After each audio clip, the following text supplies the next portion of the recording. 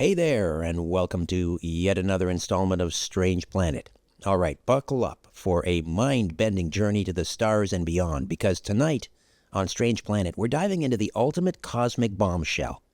What if benevolent extraterrestrials have been watching over humanity since the dawn of time, warning us of our impending doom while handing us the keys to salvation? And what if China is light years ahead of the U.S. in unlocking their forbidden technologies, thanks to a forbidden book that sold over 1 million copies there? Our guest is Samuel Chong, a sharp-minded California lawyer turned global whistleblower on ET secrets. As the instrumental translator who brought the explosive Thiaoouba Prophecy to the masses, making it a runaway bestseller in China and Taiwan, he's met face-to-face with the book's author, Michel Desmarquet, the man allegedly abducted to a golden paradise planet where ageless Nordic beings revealed Earth's hidden history, from Atlantis and Lemuria's cataclysmic fall to the true ET origins of Jesus, Moses, and biblical miracles. But this isn't just ancient lore. Samuel's dropping verifiable bombs.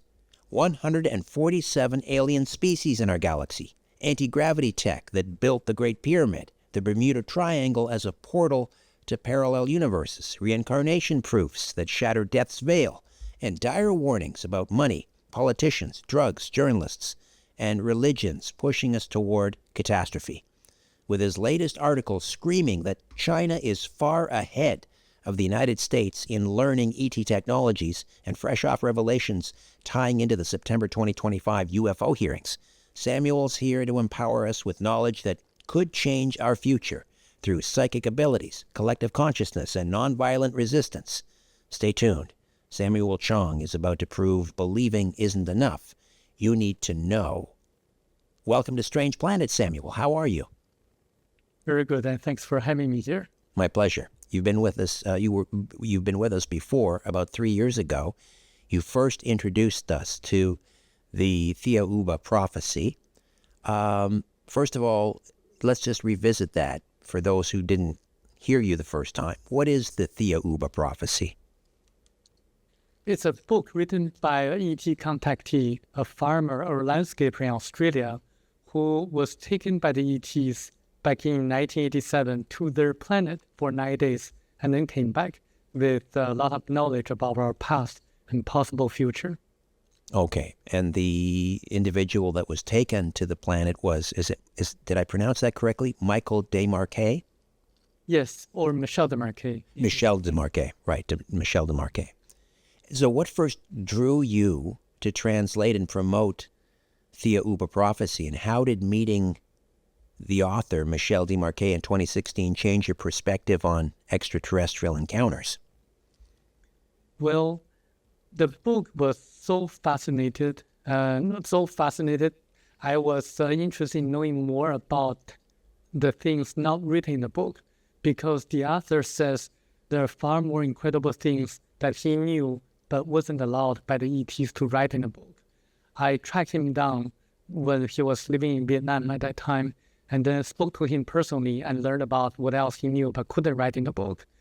And it really shocked me quite a bit, because he revealed that to me back in 2018, a few months before he passed away.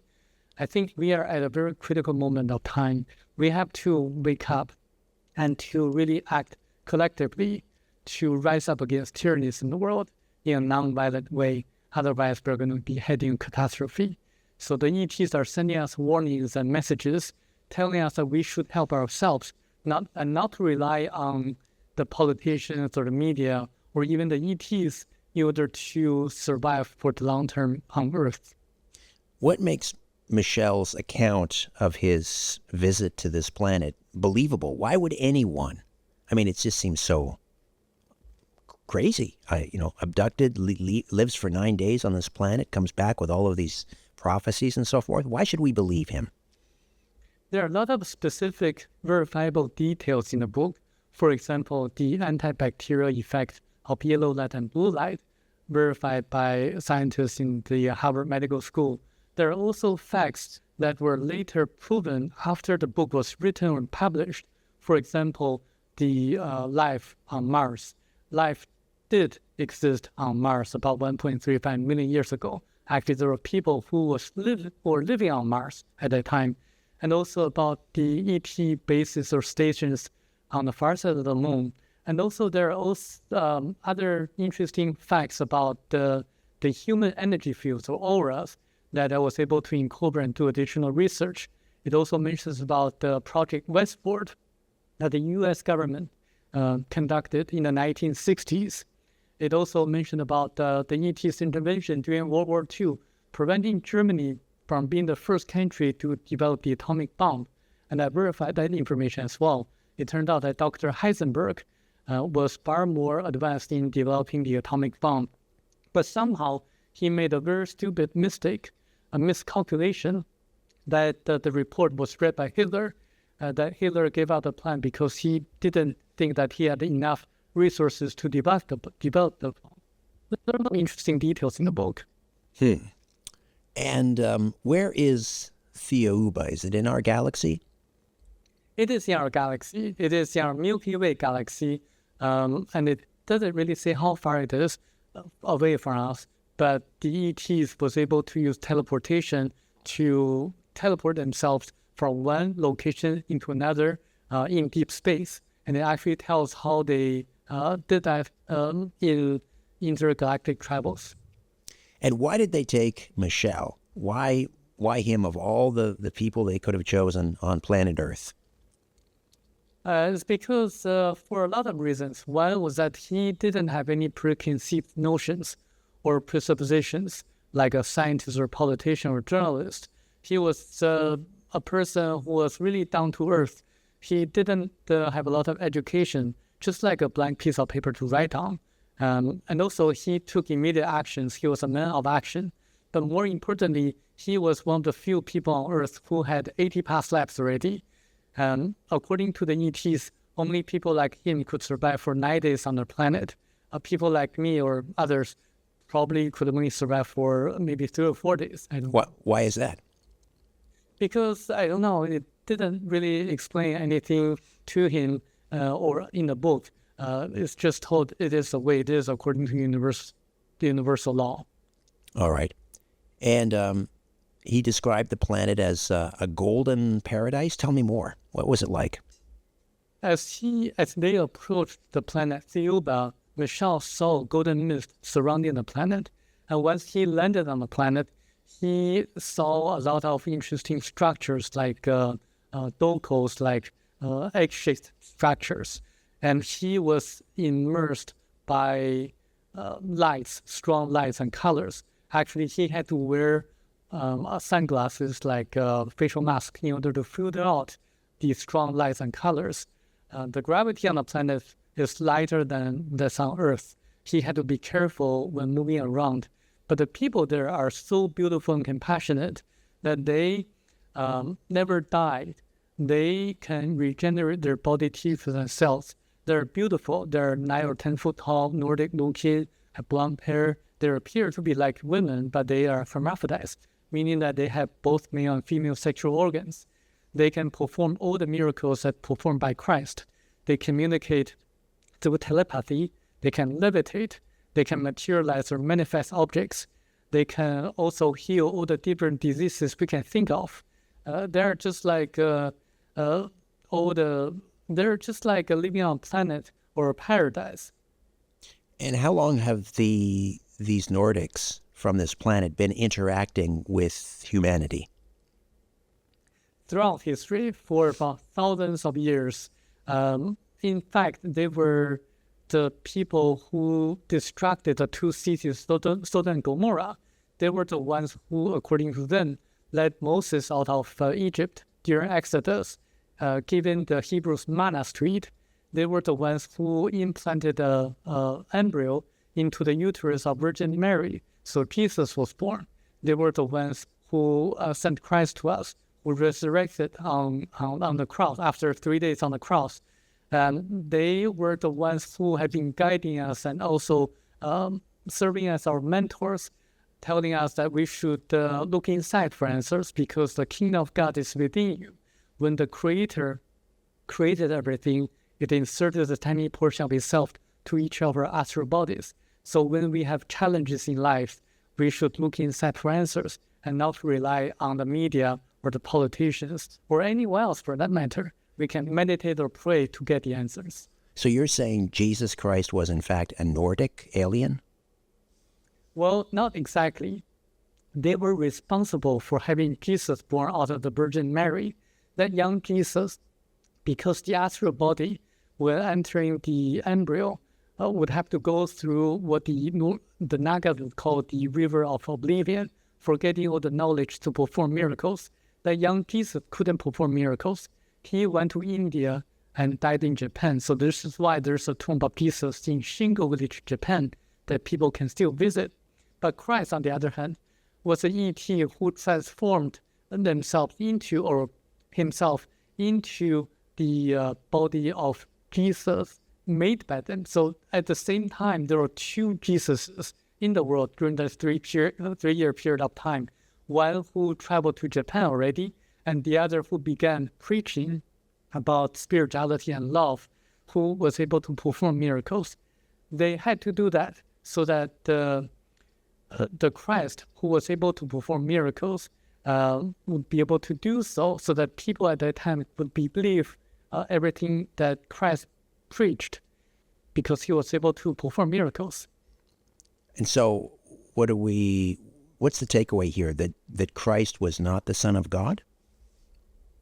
Well, in a sense, the creator of God, or the Great Spirit, created everything, including human beings on Earth, including the ETs on different planets. So the creator, pure spirit, created everything, including the Son of God, or Jesus, or Christ. On the other hand, there are two Jesuses, or one Jesus, one Christ, at the same time on Earth. So we should distinguish who was Jesus and who was Christ according to this book. I find that to be fascinating because the descriptions about the tomb of Jesus in Japan match what people can still visit, according to some journalists who reported on the tomb of Jesus in Japan. All right, let's talk about the Great Pyramid. According to the Thiaoouba Prophecy, it was built using anti-gravity tech 17,000 years ago. What evidence from the book or your research makes you believe this could be actually, what makes you believe it could be true? Well, if you think about it, a lot of people suggest that the pyramid is a tomb for the pharaohs and slaves were used to build the pyramid. If you just use your gut feelings or intuition, you wouldn't think that would have been possible, because the huge stones having such heavy weight, even with modern technologies, we are still not able to make exactly a duplicate of the Great Pyramid of Egypt. It has to be done by some ancient technologies that are lost, such as anti-gravitational technologies. And the book also mentions another technology called supersonic vibratory systems that were used to cut these huge stones in a very precise manner. And actually, this is very interesting because modernly, there are machines that use supersonic vibrations to cut certain materials. And if you really incorporate that, you can use that to cut the stones in a very precise manner, as mentioned in the book. But remember, the book was written in the early 90s and got it published in 1993, before the invention of the ultrasonic cutting tools that we have nowadays. So this book, in a sense, is a book of prophecy, prophesizing the event that would happen or would be able to verify the facts in the book after the book was published. So the Great Pyramid was actually an energy center, and the recent discoveries prove that as well. The underground structures or the subterranean structures beneath the pyramid. The ancient pharaohs, according to this book, used the Great Pyramid to communicate with people on different planets and also to make rain, because the pyramid could capture cosmic terrestrial energies. It's actually a great energy center for people to use. Yeah, I believe that the pyramids were energy machines, essentially. I spoke recently with Christopher Dunn about that. and also Captain Leo Watson. What about the Bermuda Triangle? Oh, before we get to the Bermuda Triangle, let me back up here for a moment. One more question about the pyramids. So the Nordics told Michel that they were responsible for building the pyramids? Not exactly. The Great Pyramid of Egypt was actually built by a person from Atlantis called Thoth. Because he had the knowledge to do that, he was able to align the stones and the pyramid perfectly so that it could be used as an energy center. Ancient civilizations existed about 200,000 years ago. And actually, we all came from different planets originally. And there was a group of people who landed on the continent of Lemuria in the Pacific Ocean hundreds of thousands of years ago. And they had the knowledge to build great structures on Earth. And they actually passed on some of the knowledge to the people in Latin America and some parts of Asia. So huge monolithic structures were built in ancient times. And then they also passed the knowledge to Atlantis, people on Atlantis. And the person Thoth was able to do that because he believed that the people in Egypt were ready spiritually to build a Great Pyramid. All right, the Bermuda Triangle. It's portrayed as a portal to parallel universes. Can you share some real-world disappearances, missing 411 cases that align with this idea? Yes, if you read the cases documented by David Paulides, the missing 411 cases, you're going to find people who, after being found, vaguely remember situations or scenarios that are so strange that they wouldn't be able to find similar surroundings on Earth. And also, there's one case in which I was told that someone, when the corpse was found, and it appeared that the person walked to his bones, but he didn't feel any pain or like any kind of hunger or thirst or like sufferings. It turned out that once people are sucked into the parallel universe, time stops. And according to the ETs, people wouldn't be able to feel any pain, hunger, or thirst, or any feelings of temperature. So that actually corroborates with the cases documented by the 411, missing 411 series of folks. And what is the connection between the Bermuda Triangle and the Nordics on Thiaoouba?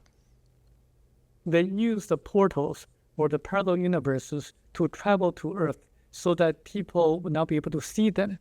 This is actually very interesting because a lot of observers see UFOs or UAPs appear and disappear out of a specific location in the sky or in space. So this indicates that they perhaps are using the portals to travel and leave Earth. Reincarnation plays a big role in the prophecy, including visiting past lives in astral form. Well, tell me about that. Reincarnation, is that, you mentioned the Nordics rejuvenate themselves. They're immortal. So how does reincarnation come into this? Well, in the universe, there are different levels or categories of planets. The Nordics, in this book, the Thiaoubans, they are living on category 9 planet. That means that they can live forever. They don't reincarnate anymore because they're up to a very high level already. If you read the ancient scriptures of the Bible, the Old Testament, you're going to find out that in the ancient times, the Hebrews used to live probably 800 years or 900 years of time. And gradually they lost their ability to have such long longevities. It turns out that the Hebrews actually came from a planet of a different category than the rest of us. So they used to live longer lives or longer years as well. And also this is one of the reasons that they were the chosen people according to the Bible. But we are we all came from a planet of lower category, like category 1 planet. So we have to go through the different reincarnations to learn the different spiritual lessons that we have to learn. Michel, the author of the book, was taken by the ETs in the astral form to see what kind of past lives that he had before. He remembered that once he was a German miner, a mining worker. Once he was a Japanese goldsmith. He was a beggar in Africa, or a water carrier in India, and a queen on different planet ruling a third of a country. So he had to go through all different past lives to learn different spiritual lessons. So according to the ETs, the different past lives are just like different positions on a wheel. What goes up has to come down. So there's no need to envy the wealthy or the rich or someone else, because we all have to go through and experience different past lives for lifetimes. Right. And the Thiaoubans warn about five major dangers on Earth: money, politicians, journalists, drugs, religion. Which one do you see as the biggest threat today? And what did the Thiaoubans say about combating those five dangers? I think the biggest threat would be money, because money and politicians are well connected. And there are a lot of industries here on Earth that really serve their shareholders by making more profits. So they have to maximize their benefits or profits for their shareholders. For example, the pharmaceutical industries, they have to really focus on making more money by not revealing or promoting cheaper, more effective ways of treating certain diseases. The energy industry as well, if they discover a way to use water as an energy source for the vehicles, they probably wouldn't want to encourage that as what other people did, and they disappeared for some reason or another. And also the education industry as well. So they have to really serve their shareholders to really maximize their profits. But there's a way to do that, is to really have the knowledge that we, the people, can act together as a joint force or collective consciousness to rise up against tyrannies in the world using nonviolent resistance. If we, the people, have a strike, each individual would lose very little, like only a few hours or a few days of the wages. But the financiers, the beneficiaries of the different industries will lose humongously, because they rely on our labor, our slave labor, to profit themselves. So for every hour we stop working, they will lose hundreds of millions of dollars. So they are saying that we can imitate what happened on different planets by rising up, by using nonviolent resistance, using what they did or what Gandhi promoted on Earth a few decades ago, so that we can really effectively change the system for the better. Well, who do the Thiaoubans see as the authoritarians? Do they object to capitalism? What are they promoting? A universal income, the elimination of money, the elimination of free enterprise? What are they promoting? They are against any authoritarian regime or dictatorship on Earth. At the same time, they're also against the two-party political system because of the swing effect. One party does a lot of things, and the other party changes everything, making the system inefficient. They're suggesting a system in which one politician or one person is elected through a democratic election system, like the Republican system, selecting the people or the politicians that really work for the benefit of the people, not for money, not for fame, but really to really do something good for the benefit of the people. And then they actually describe the political system in which different towns elect one person democratically, and then all the different people elected get together and then elect another leader, for the benefit of the entire country. So only through this system can the politician be ensured to really do good things for the people. And actually, the politicians wouldn't have a lot of income. They don't have any income by any means. They only work out of their own heart and compassion for the benefit of the people. And why did the Thiaoubans see religion as a danger? One could argue that Christianity, for example, has been a tremendous force for good in the world. Well, in the early days, yes. In the first few hundred years after the resurrection of Christ, yes, indeed. However, afterwards, there are certain scriptures that were intentionally distorted by the establishment or the Catholic Church Council meetings.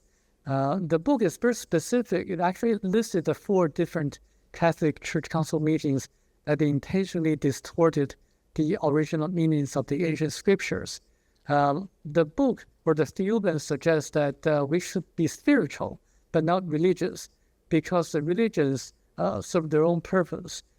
They tend to want to be the agent or the intermediary agencies between we, the people, and the Creator, when in fact we can communicate directly with the Creator without the intermediary agency.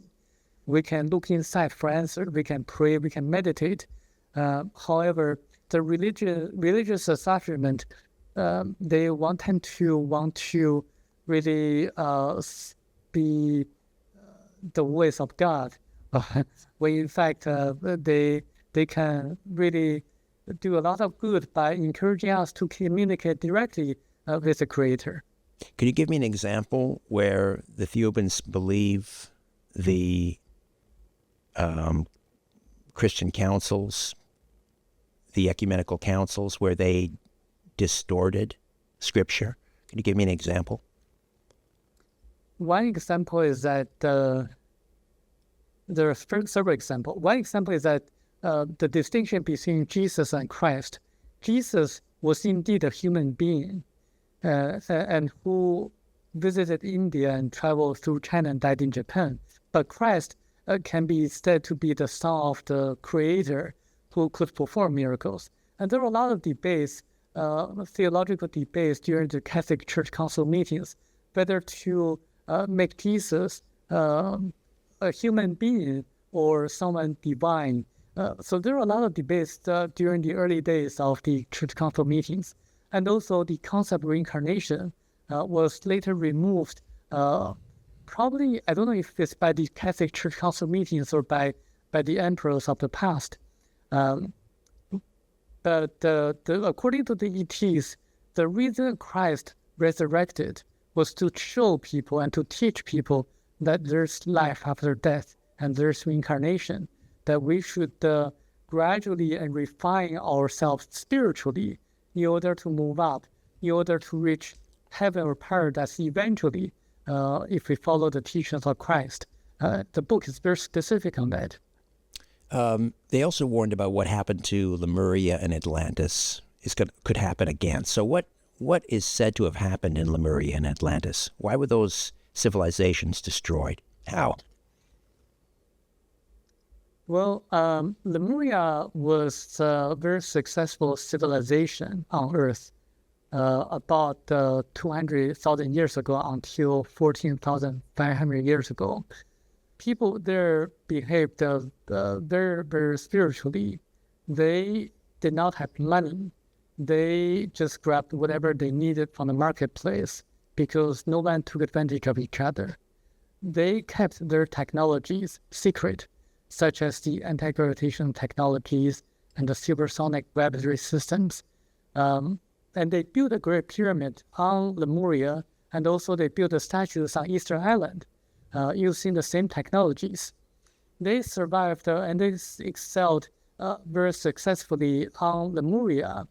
However, there was an accident, a natural disaster that caused the entire continent of Lemuria sunk into the ocean almost overnight. Michel actually saw what happened in the past because the ETs took him in astral form to see the past, what happened before and after the natural disaster. Similarly, Atlantis had a lot of issues as well. Some of the issues were natural, like disasters. Some of the issues were caused by some of the behaviors of the people on Atlantis. The book did not go into details, but I would assume that we can find the answers elsewhere. But we should take warnings that accidents do happen. We should be prepared ourselves technologically and also spiritually in order to prevent and to respond correctly when such accidents happen.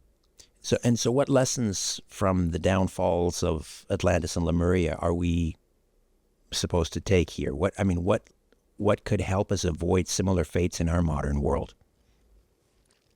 We should be very, very spiritual while technology is developing at exponential speeds. It's only when we are spiritually ready can we survive and not to destroy ourselves in the world. What happened in the past was that when technology is developed far faster than our spiritual developments, then we get into trouble. For example, we develop certain weapons that can really destroy ourselves almost overnight. That's a danger. If we don't know how to coexist, if we don't know that we are all the creations of the Creator, then we tend to focus more on making money. And then if we focus on that, then we are going to be jealous of each other. If we do that, then we're going to have hatred, because there's a thin line between jealousy and hatred. Then we tend to really start wars. And this is actually what has been happening in the past few decades. If I'm the military defense contractor or the military industrial complex, I would really create divisions in the world, create wars, so that I can make more money out of the weapons that I sell. If we don't really understand that we are all the creations of the oneness, the great spirit. So this is the most important thing we need to realize. The spiritual development has to keep pace with our technological advancement in the world. And this is the ETs, what they have been warning us. And were these Nordics involved in shutting down nuclear missiles? There are several very well-known cases at the Minot Air Force Base in 1967. There are a number of other accounts where UFOs were seen over nuclear missile silos, and those missiles went offline for a period of time. Were they involved in that? Yes, they help us from time to time, and they were also involved in different projects as well, like what I mentioned, Project Westport. What is that project? Tell me about that. The U.S.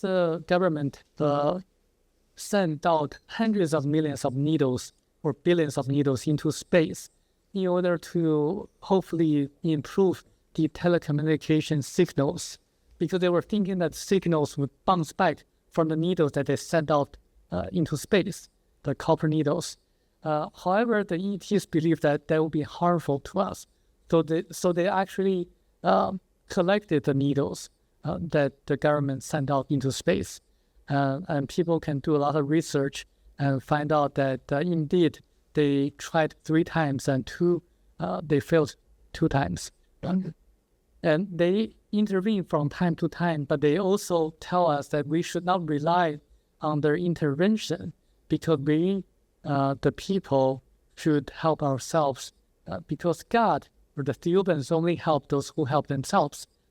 I can give you a story or analogy, is that if a biologist goes to a zoo or nature in Mexico, and he sees a butterfly trying to come out of the cocoon or a chrysalis, struggling and trying to come out of it. And being a compassionate person, he decided to help. He opened up the cocoon so the butterfly can come out. And the butterfly does come out, but there's one thing, it cannot fly.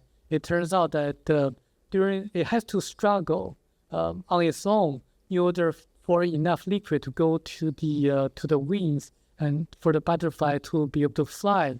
And we human, as a human species, have to be able to struggle on our own and to learn how to struggle in order to survive for the long term on Earth. So we have to help ourselves. You recently wrote an article about China leading in ET tech. And you write about ET technologies like antimatter guns and color therapy. Tell me about how China is developing ET technology. Why did they get it and other countries did not? Well, China is doing it vastly different from what the U.S. or the Americans are doing that in two different ways.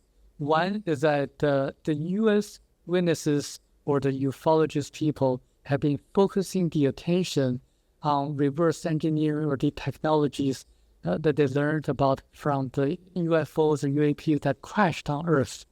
So they're learning from the ones whose technologies, comparatively speaking, are not that so advanced among the ETs because their spacecraft crashed on Earth. China, on the other hand, is actually learning from this popular book over there, in which if you learn about it, if you read about it, their technologies are so far more advanced that their spacecraft would never crash on Earth. Their spacecraft didn't crash on Earth and will never crash on Earth because they're the masters. They're the higher levels of the ETs that the Chinese public is learning. And the Chinese public is learning from the book that's actually published as a science fiction. But they know, a lot of people know that it is not a science fiction. It was published as a science fiction because China has its own censorship. And in order to get around the censorship, the author allowed the book to be published as a science fiction. But the U.S. people, government, or certain groups of the government entities have been focusing on reverse engineering the technologies in a compartmentalized manner, meaning that they kept what they have learned from the technologies secret from one another. In that sense, the information is only disclosed to a very small group of people who have the need to know. But on the other hand, the Chinese public is learning something far more advanced collectively from this book that has sold millions of copies and read by millions of people in China. So I think China is taking a different approach, learning the knowledge and the technologies at a grassroots level versus in the U.S. is entirely compartmentalized.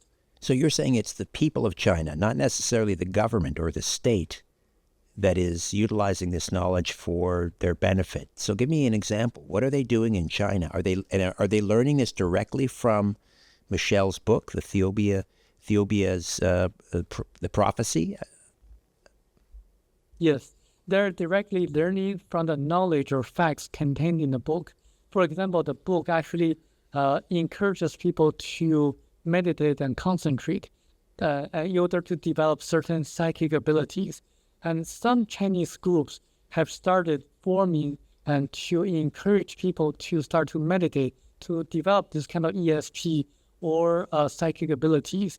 And a lot of Chinese people have been able to do that, especially among the young children, children in elementary schools. They're able to really become psychic and be able to foretell certain events before the events actually happen. And this is a very interesting phenomenon in which more and more Chinese people are beginning to meditate. And some groups privately started to focus on developing technologies that can be perceived as anti-gravitational technologies using different discoveries that they had learned from the book. So just so I'm clear here, they're learning how to meditate and develop psychic abilities by reading the Thiaoouba Prophecy. And that psychic ability and those meditative practices are allowing them then to recreate anti-gravity technology that the Thiaoubians developed themselves. Well, there are actually two separate learning processes. One is to develop their psychic abilities so they can actually do certain things that we would consider to be magic. For example, like moving objects around and to teleport certain objects. And actually, this is very consistent to some of the teachings of Taoism or Buddhism among the Chinese believers. And also, but there's a separate group in which they're more technical. They treat this book as a guide to really focus more on the technical aspect of the technologies. For example, the anti-gravity technology and some of the other things mentioned in the book. For example, the use of colors and vibrational frequencies, such as that. In September, we had the U.S. House UFO transparency hearings, and they revealed new military whistleblower evidence on UAPs. How do the advanced ET technologies described in Thiaoouba Prophecy, like, again, anti-gravity, telepathy, align or differ from what we're hearing about crashed crafts? Well, they actually can do a lot of things that are not really talked about by the witnesses in the U.S. Congress. For example, they talk about antimatter guns to destroy space dust and small asteroids when they travel at super fast speed, a few times faster than the speed of light. They also talk about the ability to neutralize gravity in a very, very interesting manner, which is not really mentioned by a lot of the physicists or testimonies of the witnesses here that we hear about. But more importantly, they want to emphasize on the theological or religious implications of the disclosure. For example, a lot of people would tend to worry about ET as a threat. But if we really think about it, we are all creations of the Creator, of the Great Spirit. That means that the ETs are also created by the Great Spirit or God. So they wouldn't really want to invade us. Or if they really wanted to, they would have done that a long time ago. I think we are having a very, very interesting discussion in the U.S. government, whether the ETs are a threat to us potentially or not. And I think this is a very important direction that people need to realize that the ETs, if they really wanted to invade us, then they would have done that many, many years ago when it would have much be easier for them to do so. And also, I hypothesize that the reason that we haven't gone back to the moon is because we are worn out from the moon, because we are not spiritually ready. We are still having a lot of wars here on Earth. You wouldn't really want to invite monkeys or gorillas fighting again amongst themselves to your beautiful mansion because they're going to make a mess. Similarly, they would prevent other ETs who are not spiritually ready to contaminate us or to make a mess of here on Earth. So it goes both directions. They would prevent other ETs who are not ready to visit us from visiting us. I think people need to realize that we should follow the guidance of the more advanced ETs who have been helping us throughout history, as documented in the stories in the Bible. Well, haven't some of those more malevolent ETs, in fact, visited us, interacted with humanity? I'm thinking, of course, of alien abduction scenarios and the Greys. And people need to realize that certain groups of the military have developed technologies that could imitate the ET abduction experiences that people have later wrote about. And we have to distinguish the two, whether it's the real ETs or the secret technologies of the U.S. government or other governments. We have to realize, we have to really be able to distinguish the two, because the real ETs will not cause harm to us. Because this is actually a rule in the universe, a universal law of not harming different ETs on different planets. They can help but not harm.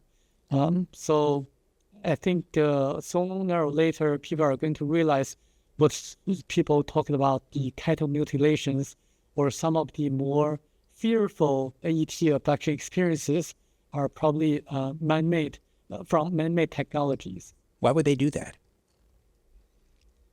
Well, to make more money for one thing.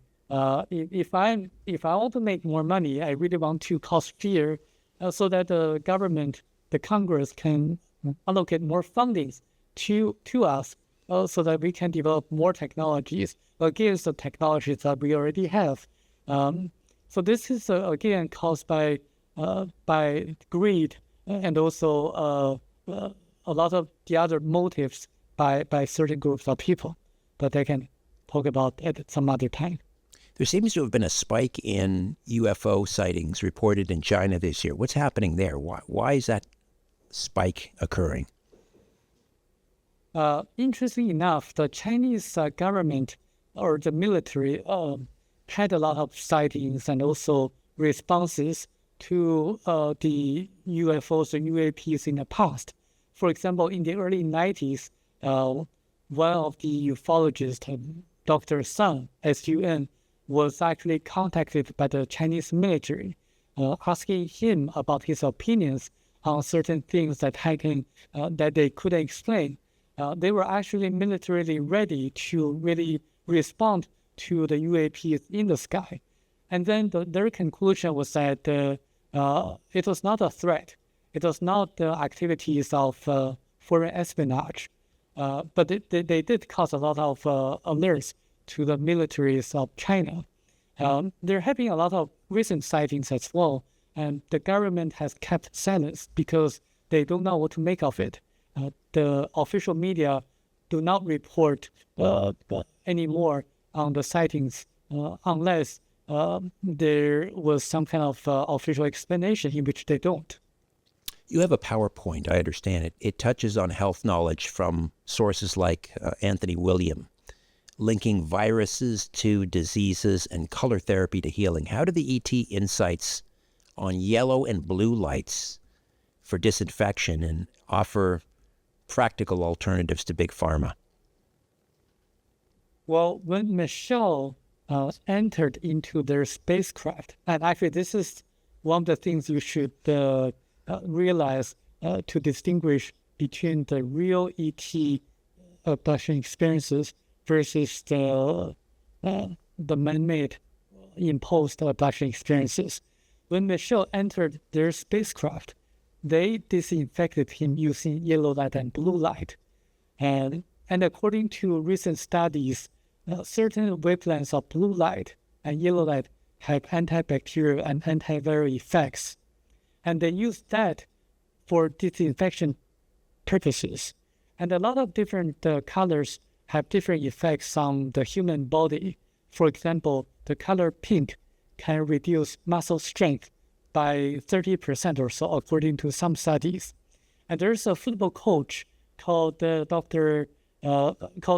coach Hayden from the University of Iowa knew about this, and he actually painted the locker rooms of his school into pink color, and he never lost a home game. It turned out that he was able to use that knowledge to his advantage. And there are also scientific studies, peer-reviewed studies, showing that the color green can have beneficial effects for people who have migraines or headaches.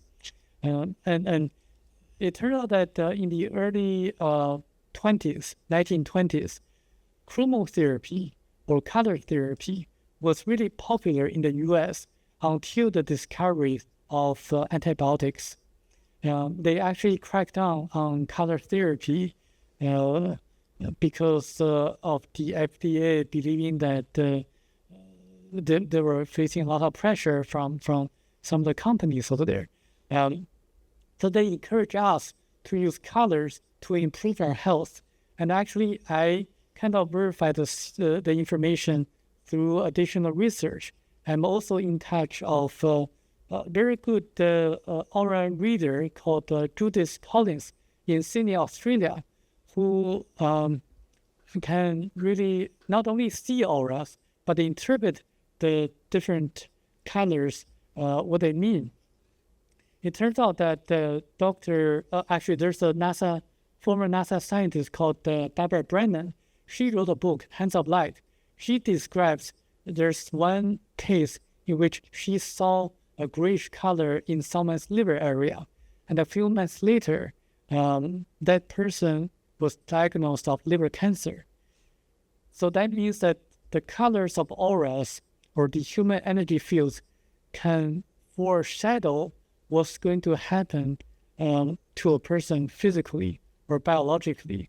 And the ETs say that our mindset influences the chakras, which influence the auras or the human energy fields, which influence our physical body. So we should get our mindset correctly, and then we can be more healthy than otherwise. Did the Nordics tell Michel anything about disclosure? Are they going to reveal themselves in any significant way in the near future? I consider this book, Thiaoouba Prophecy, the modern version of the Book of Enoch. So if you really know about what happened in the past, according to some calculations, 40 years to 80 years after the Book of Enoch was written, the great-grandson of Enoch, Noah, was told to build the ark. And we all know what happened afterwards. And Michel was taken by the ETs in 1987. And we can imagine and we can do similar calculations what's going to happen 40 to 80 years afterwards. And I actually wrote an article about it titled The Second Coming of Jesus Christ, What We Need to Do in order to prepare ourselves. I think what's important is not about the timing and about the real disclosure. The real disclosure is not by the government, it's by the people and also by other means. What's more important is how we should respond when such event happens. I think we should really go back to the teachings of Christ and reread the four Gospels and the New Testaments of the Bible, because I think we really should follow the teachings of Christ to be more spiritual and to really love one another, to be more compassionate as human beings on earth. Well, Jesus was asked when would he return, and he said, it will be as in the times of Noah. So is the suggestion here then that there's going to be another global flood, a worldwide flood, or some sort of cataclysmic event in the next 40, 80 years? I can tell you that it's not going to be another flood.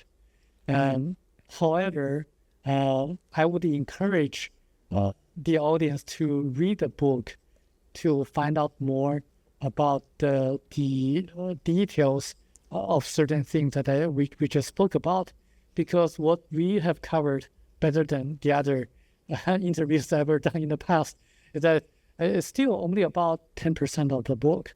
There are a tremendous amount of details that I was able to do additional investigation and research. As a lawyer, I take evidence very seriously, direct evidence and circumstantial evidence. And something has to add up in order for me to be convinced of that deserves special attention. And this book contains such facts that I believe people should be enlightened and be enlightened and delighted to read, because this book gives people hope, gives people the knowledge that they need to empower themselves. Well, let's take a few moments. Why don't you reveal something from the Thiaoouba Prophecy that we haven't discussed yet on this podcast, you haven't discussed elsewhere, that you think is important for us to know in terms of evidence or facts? Well, a lot of people claim that they can see ghosts and communicate with ghosts. According to this book, it's a little bit technical. So when a person passes or dies, the astral body made of electrons will leave the physical body, and the 81% of the electrons will go to the higher self after 3 days. So this is why Christ, after being crucified, resurrected after 3 days. So this is a law of the universe, a universal law. And this is also why people in Tibet believe that the corpse of the dead are not to be touched for at least 3 days, because the cycles haven't been finished or completed yet. The other 19% of electrons will remain in nature. And because static forces of the electrons, it actually resembles the appearance of the person who just passed. And also because electrons contain memories, they frequently remember or haunt the places they loved or hated. So what people say are the ghosts are actually the remaining 19% of electrons of the person who just passed.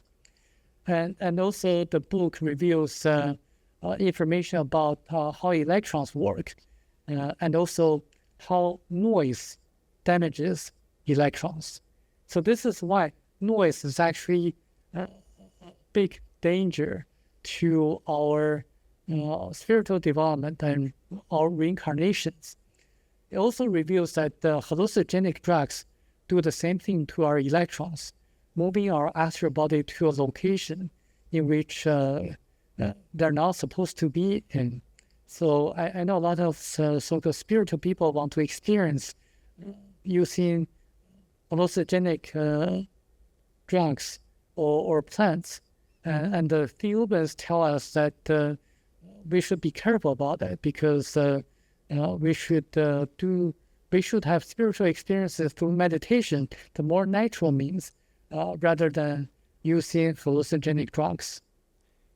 The Thiaoouba Prophecy, that's available. You translated it into Chinese and also English, or is it available in English? It's simplified in traditional Chinese, and someone else, K. Smith, translated from French into English originally. All right. And how do we get a copy of the Thiaoouba Prophecy, either in traditional Chinese or in English? People can find the book on Amazon. It's also on Audible if people want to listen to the book. It's read by a British narrator who has a neutral accent.